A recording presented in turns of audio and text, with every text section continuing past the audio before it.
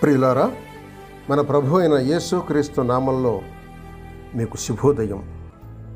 ఆయనను గూర్చి అనుదిన ఆత్మీయ ఆహారం, ఆగస్ట్ 6 గురువారం. నేటి మన ధ్యాన లేఖనం హెబ్రీయులకు రాసిన పత్రిక 5వ అధ్యాయం 9-10 వచనాలు. మరియు ఆయన సంపూర్ణ సిద్ధి పొందినవాడై మిల్కీసెదకు యొక్క క్రమములో చేరిన ప్రధాన యాజకుడు అని దేవుని చేత పిలువబడి తనకు విధేయులైన వారికందరికీ నిత్య రక్షణకు కారకుడాయను. వ్యాఖ్యాన అంశం విధేయత. వ్యాఖ్యానం: 3 నెలలకు మాత్రం నిలిచే రక్షణ మాకుంటే చాలా దౌర్భాగ్యులమై ఉంటాం. క్రీస్తు నిత్య రక్షణ దయచేయువాడై ఉన్నాడు. స్తోత్రం. క్రీస్తు సంపూర్ణ సిద్ధి ఆయన పునరుద్ధానంతో సమకూడి ఉంది.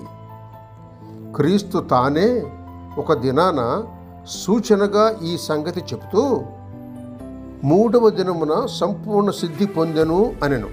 లూకా సువార్త 13వ అధ్యాయం 32వ వచనం చూడండి. క్రీస్తు దేవుని కుమారుడైన తాను సిలువలో పొందిన శ్రమల వలన ఎంతో విధేయతను నేర్చుకునెను అని హెబ్రీయులకు రాసిన పత్రిక 5వ అధ్యాయం 8వ వచనం చెబుతోంది. క్రీస్తు ఒక కాలమున ఎరుకలేని వాడై విధేయత ఏమిటో గుర్తెరగకుండానా?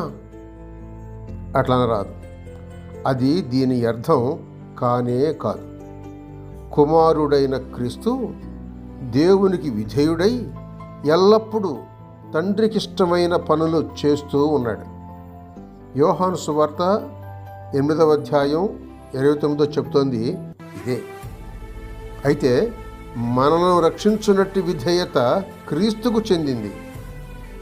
ఒక్కని అవిధేయత వలన అనేకులు పాపులుగా చేయబడినది ఎట్లాగో, అలాగే క్రీస్తు యేసు అను మరొకరి విధేయత వలన అనేకులు నీతిమంతులుగా చేయబడుదురు అని రోమీయులకు రాసిన పత్రిక 5వ అధ్యాయం 19వ వచనం చెప్తోంది. ఇట్టి రక్షణకరమైన విధేయతకు క్రీస్తు వచ్చి సిలువలో ఆ విధేయత కార్యం సలిపి ముగించిన దానిలో ఇట్టి గొప్ప విధేయత ఏమిటో నేర్చుకున్నాడు. దాని ఫలితంగా లేచి నిత్య రక్షణకు కారకుడయ్యాడు. ఈ నిత్య రక్షణ మీకబ్బిందా లేదా? సహోదరుడు సైలస్ ఫాక్స్. శుభములతో వందనాలు.